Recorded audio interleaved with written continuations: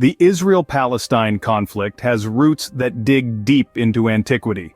This land, a crossroads of culture, trade, and faith, has been home to countless civilizations over the millennia. The Jewish community traces its ties back to Abraham, who is considered the father of the Jewish people. Biblical narratives tell of kingdoms and exiles, of prophets and promises.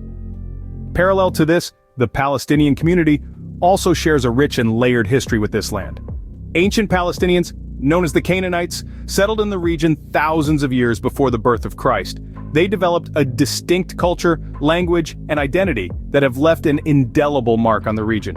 These narratives, both separate and intertwined, have shaped the identities of two peoples. They've constructed a complex tapestry of faith, culture, and attachment to this land. This ancient connection forms the bedrock of the modern conflict we see today. Fast forward to the late 19th and early 20th centuries, the land was under Ottoman rule. This vast empire stretching from Europe to the Middle East had a profound influence on the region. Yet it was a time of change and turmoil.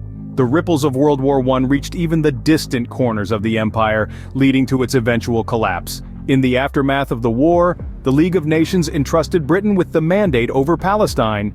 As the new administrators, the British found themselves in the middle of rising tensions. The promise of a Jewish homeland, as outlined in the Balfour Declaration of 1917, clashed with the aspirations of the Arab majority who had lived there for centuries. The British attempted to maintain a delicate balance, but as the decades passed, the tensions escalated. Unrest, protests, and violence became increasingly common. The British Mandate period set the stage for the formal political conflict that was to come. In the aftermath of World War II, the United Nations proposed a Partition Plan. This plan, born out of a growing recognition of the Jewish people's suffering during the Holocaust, aimed at creating a Jewish and an Arab state within the British Mandate of Palestine. The Jewish Agency for Palestine accepted the UN's proposal, seeing it as a chance to establish a Jewish homeland after centuries of diaspora and persecution. However, the Arab states and Palestinian leaders rejected the plan. They viewed it as an imposition on their rights and sovereignty, as the majority of the land was allocated to the Jewish state, despite Jews being a minority in the region. This divergence of views set the stage for a conflict that would shape the Middle East for decades to come. Following the UN's vote in favor of the Partition Plan in late 1947, violence erupted between Jewish and Arab communities.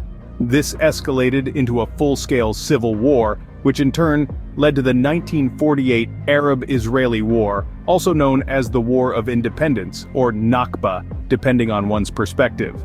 On May 14, 1948, on the eve of the British Mandate's expiration, David Ben-Gurion declared the establishment of the State of Israel. Almost immediately, neighboring Arab states, including Egypt, Transjordan, Syria, and Iraq, launched a military intervention. Their stated goal was to prevent the partition of Palestine and to protect the Arab population. The war ended in 1949 with armistice agreements between Israel and its neighboring countries. The result was a significant shift in the region's map. Israel expanded its territory beyond the Partition Plan, gaining control over 78% of the British Mandate of Palestine. Over 700,000 Palestinians were displaced, either fleeing or being expelled from their homes. The 1948 war, with its displacement and territorial changes, left a lasting legacy on the region. It marked the beginning of a protracted conflict, the effects of which are still deeply felt today. Following the 1948 war, the region was far from peaceful. The decades that followed were marked by a series of conflicts that not only deepened the divisions, but also shaped the geopolitical landscape of the Middle East. In the late 50s, the Suez Crisis erupted when Egypt nationalized the Suez Canal, a crucial waterway that had long been controlled by France and Britain. This caused global uproar, leading to a brief but intense conflict involving Israel, Britain, and France against Egypt. The crisis highlighted the declining influence of European colonial powers and the emerging dominance of the United States and Soviet Union in the region. But the Suez Crisis was just a prelude to more intense conflicts. The Six-Day War in 1967, for instance, was a pivotal moment. In just under a week, Israel managed to seize the Sinai Peninsula and Gaza Strip from Egypt, the West Bank and East Jerusalem from Jordan, and the Golan Heights from Syria. The war drastically altered the map of the Middle East and set the stage for future disputes over these territories. Then came the Yom Kippur War of 1973, named so because it began on the holiest day in the Jewish calendar. Egypt and Syria launched a surprise attack on Israel to reclaim the territories lost in 1967. They initially made gains, but Israel eventually pushed them back. This war led to a shift in the regional dynamics, with Egypt gradually moving away from the Soviet Union and towards the United States. These conflicts further entrenched divisions and set the stage for the occupation.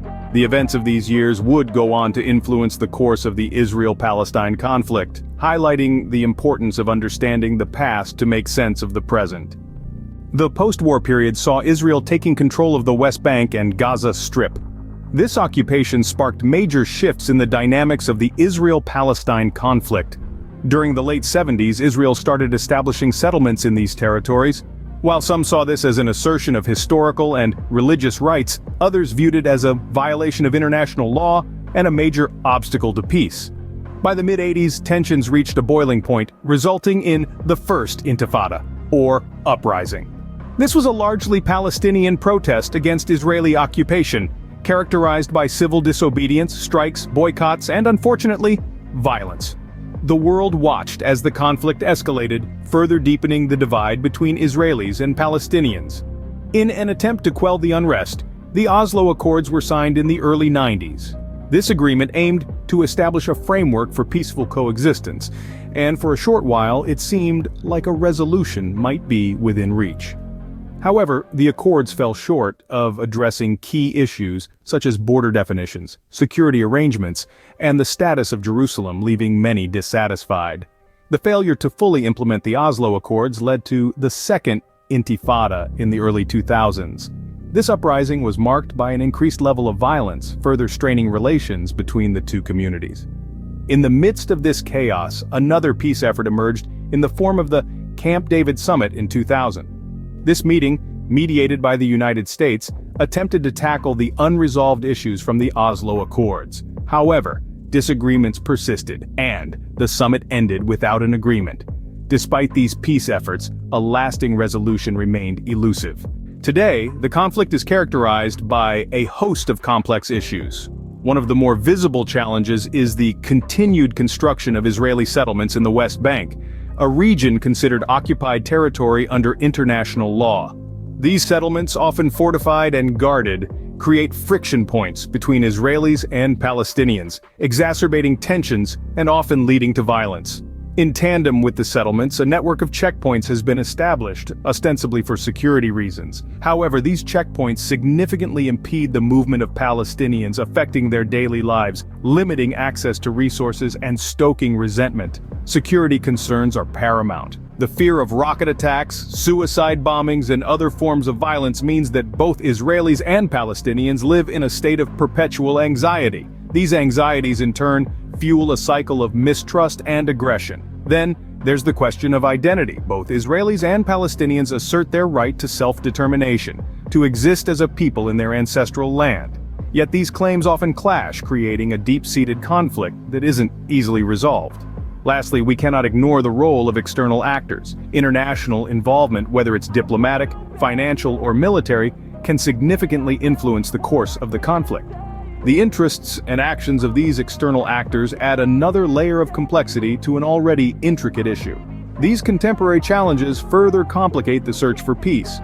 The Israel-Palestine conflict is a deeply rooted and complex issue. From ancient ties through Ottoman rule and British mandate to the establishment of Israel and subsequent wars, we've seen the impact of occupation, the attempts at peace, and the challenges that continue to shape the present. Each chapter of this history is a piece of an intricate puzzle. Understanding its historical context is vital to comprehending the present situation and envisioning a peaceful future.